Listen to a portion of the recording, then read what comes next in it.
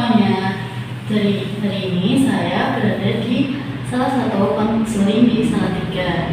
Nah, yang pertama, perkenalkan nama saya Naswa dari Bimbingan Konseling Universitas Negeri Semarang, dan sekarang saya bersama. Ya, kenalkan nama saya Lydia Kansa dari Master ATC. Jadi rencana saya kesini itu kan pengen tahu ya kesehatan mental yang ada yang pada konseling itu di sini gitu. Nah, yang pertama menurut ibunya peran penting kesehatan mental dalam kehidupan sehari-hari itu apa sih? Kepentingannya. Iya, peran penting Peran. Ya, penting ya kesehatan mental itu karena kan kita hidup perlu berfungsi dengan baik ya diri kita.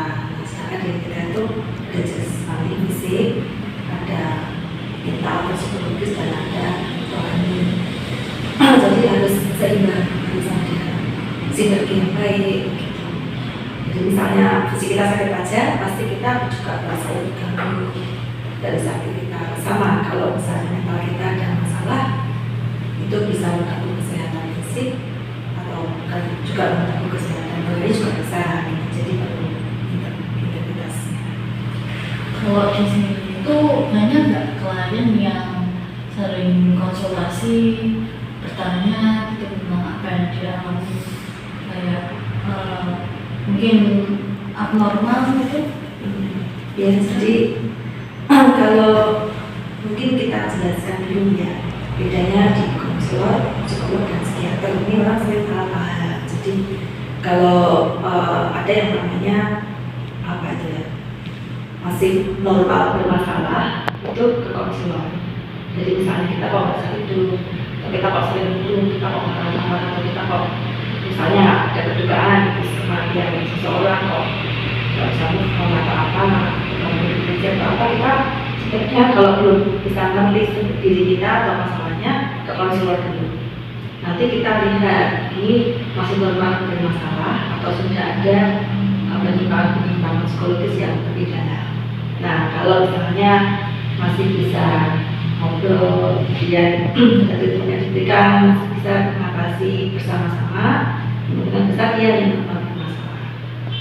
Tapi misalnya dari analisa konselornya kita lihat ada penyimpangan psikologi yang lebih dalam, gitu ya. Misalnya ternyata dia bukan mood swing biasa, tapi ini ada ke arah bipolar misalnya. Nah, kita rujuk ke psikolog gitu. Tapi kalau nanti dari psikolog misalnya merasa sudah butuh treatment obat sebab fungsi-fungsi di tubuh, keseimbangan hormon dan lain-lain terganggu, itu kan harus ditentukan dulu supaya bisa konseling dan treatment. Nah, maka akan dirujuk atau bersama-sama dengan psikolog akan ke psikiater juga, maksudnya supaya dapat masukan obat sehingga tadi gangguan-gangguan yang sudah mulai fisik dinormalkan sehingga dia bisa diajak konseling. Berarti sebenarnya kalau sudah mengalami gangguan seperti mungkin bipolar terus abnormal itu konselor sebenarnya bisa mengatasi atau tidak? Kalau yang sudah penyimpangan psikologi tertentu harus dirujuk saja ke psikolog, karena memang ada hak-hak yang berbeda sebenarnya antara konselor dengan psikolog gitu. Tapi kalau masih merupakan masalah, tidak ada indikasi penyimpangan psikologi yang lebih dalam, itu dengan konselor cukup.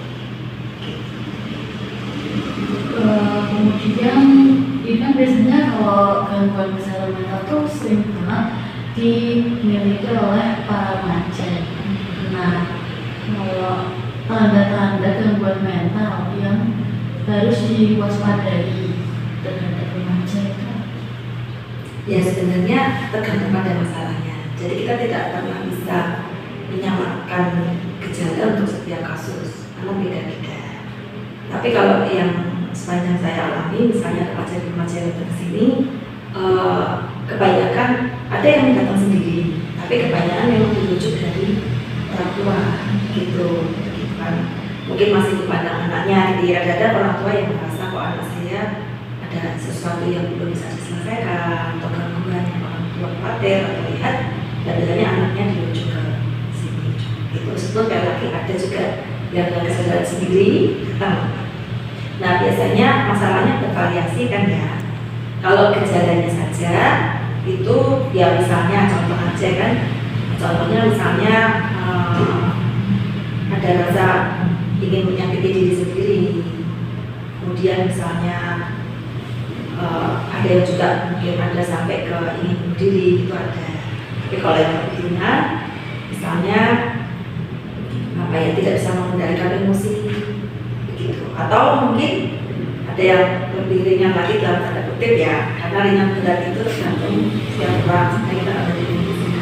Jadi misalnya dia bingung mau sekolahnya selesai SMA, saya mau lanjut ke mana, itu juga ada yang begitu. Ada juga yang misalnya masalah punya kesadaran gitu, bentrok dengan orang tua gitu, dan gak sama mengatasinya, nah itu kesini.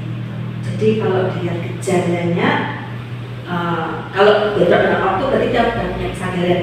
Tapi kalau gejala ya bisa tadi ada menyakiti diri sendiri, self harm, ada yang suicidal, bunuh diri. Tapi kalau kata-kata lebih ringan misalnya emosinya tidak tertentu, susah fokus seperti itu ya. Tapi sebenarnya kenapa sih anak remaja tuh, apalagi Gen Z sekarang sering mungkin adanya gangguan seperti mungkin gangguan mood, terus brain stress, sebenarnya tuh karena apa ya? Ya, sebenarnya kalau menurut saya sih tidak hanya Gen Z ya, semua generasi punya tantangannya yang berbeda-beda. Nah, kalau di Gen Z ya mungkin harus ditelaah dulu apa masalahnya dia gitu. Tapi salah satu contoh misalnya ada yang mungkin karena sekarang dunianya kan tidak semua orang bisa bersosial dengan baik, gantung dari keluarga juga bagaimana mendidik atau bagaimana itu apa situasi di rumahnya. Saya contohkan misalnya punya rumah ruko. Nah kalau rumah ruko itu kan rumah bawah pas tempat tinggal, belum tentu bisa keluar, tidak punya terlalu banyak teman. Akhirnya aktivitasnya mungkin di media sosial, ya di media sosial.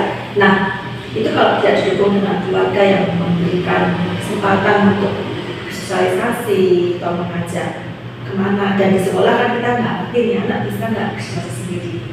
Nah bisa juga dia mengalami kecemasan sosial karena ketika sudah benar-benar campur dengan teman-teman nggak merasa klik. Tapi kalau di online kan kamu nggak lihat bacanya, nggak ketemu, jadi lebih gampang dalam kutip ya mungkin untuk ketemu teman-teman. Tapi begitu di reality karena nggak terbentuk kebiasaannya bersosialisasi, mungkin bisa merasa apa ya excluded gitu lah, nggak bisa campur dan lain-lain tuh bisa misalnya kayak gitu. Kemudian kan banyak ya yang sering berkonsultasi di sini. Nah, menurut Ibu hal yang tepat lah, waktu yang tepat dalam berkonsultasi kepada konselor. Waktunya, maksudnya kalau ya begini, kalau begitu kita sadar ada masalah, sebenarnya nggak juga semua hal harus dikonsulkan menurut saya. Tergantung. Yang pertama perlu awareness atau kesadaran bahwa kita ada masalah atau diri kita bermasalah. Nah, untuk awareness itu modal pertama. Begitu ada kesadaran, bisa menelaah dulu. Saya bisa menyelesaikan sendiri atau butuh bantuan profesional. Kalau bisa menyelesaikan sendiri nggak apa-apa, santai saja. Karena masalah itu juga adalah tempat kita belajar bertumbuh ya sebenarnya, dan semakin dewasa tahu juga strategi menyelesaikan masalah kan dari kita punya masalah. Tapi kalau kita sudah sadar ada masalah terus kita tidak bisa menyelesaikan, nah disitulah harusnya konseling gitu. Tapi kalau kita, tapi kan masalahnya banyak stigma ya, nah itu kalau ke konselor itu malu, ragu-ragu, nah itu yang mungkin menghambat orang melakukan konseling. Jadi kalau yang penting kalau sudah punya kesadaran saya bermasalah dan saya tidak bisa menyelesaikan sendiri, nah sebaiknya lari ke profesional. Berarti harusnya diri sendiri itu harusnya tahu ya tingkat kesadaran kita itu.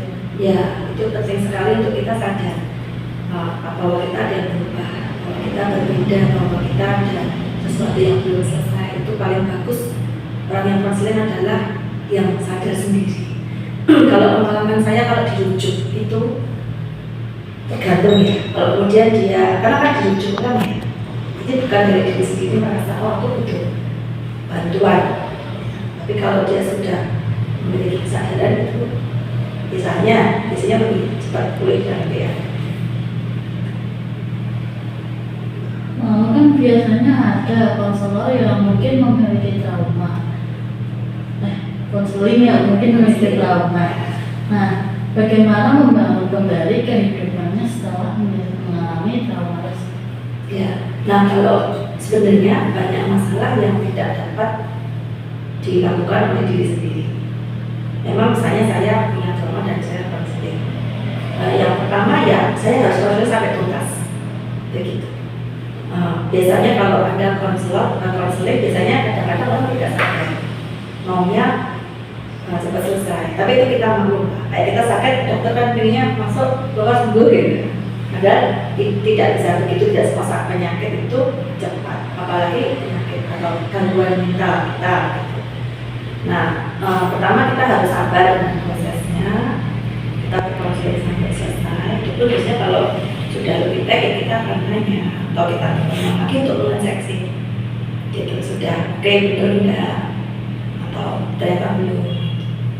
Nah yang kedua, peran penting orang di sekitar, apalagi sebuah trauma. Jadi sebenarnya itu perlu dukungan sosial di sekitarnya. Jadi kalau misalnya trauma apa, ya sekitarnya harus paham kalau bisa. Nah supaya karena kita masih proses pemulihan ya, jadi sekitarnya juga akan memberikan situasi yang kondusif gitu, yang membangun.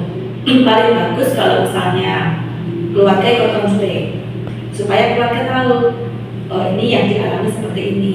Kemudian juga keluarga bisa memberikan perlakuan yang tepat. Misalnya simpel banget, kalau saya ada trauma sesuatu, kadang-kadang kan orang belum tentu paham itu trauma ya. Misalnya dikira gitu aja kok gitu, padahal itu sebuah trauma. Nah ini orang tua atau keluarga terdekat atau serumah paling tidak kalau bisa punya pemahaman yang sama lalu perlakukannya benar-benar. Misalnya dia trauma dipukul, ya kemudian dia jangan dipukul. Atau kalau dia sangat takut khawatir dengan dipukul, ya berarti kita harus jangan mengindikasikan mau melakukan kekerasan, misalnya begitu. Atau kalau dia trauma dipukul lalu dia melihat orang, mungkin bukan dia yang dipukul, tapi dia melihat orang lain dipukul di depan dia. Bisa aja dia bereaksi kan. Dan ini keluarga kalau tidak tahu kan bisa marah, kemudian misalnya menyuruh dia berhenti teriak atau apa, padahal mungkin itu ekspresi-ekspresi yang perlu dilakukan. Jadi yang kedua, dukungan keluarga kalau perlu ikut konseling itu. Lalu mungkin kan klien yang sering konseling itu kan ada pertanyaan nih yang ditentukan. Nah, yang umum atau yang sering diajukan klien dalam kesehatan mental atau dalam konseling itu pertanyaan yang umum. Iya. Pertanyaan dari klien yang umum. Ya biasanya dia simpel sebenarnya, misalnya aku harus apa gitu. Saya kira nggak ada klien yang punya pertanyaan yang spesifik ya. Kebanyakan mereka kalau kita fasilitasi lebih ke bercerita banyak gitu.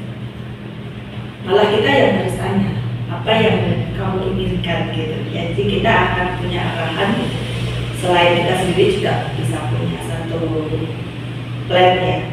Apa dulu nih yang kita pastikan. Kadang-kadang melakukan konseling kelihatannya mengeluhkan ini, tapi kan kita melihat ke akar masalah. Kita bisa menjalankan. Terakhir, bagaimana Anda membantu klien Anda untuk mengembangkan keterampilan mengatasi stres dan kecemasan? Stres dan kecemasan. Ya, kalau sesuai langkahnya ya pasti pertama kita dengerin semua untuk lihat gambarannya, lalu kita mencari akar masalah. Kan harus begitu konsep itu kita menemukan akar masalah. Jadi kita tidak mengobati gejala, tapi mengobati akar.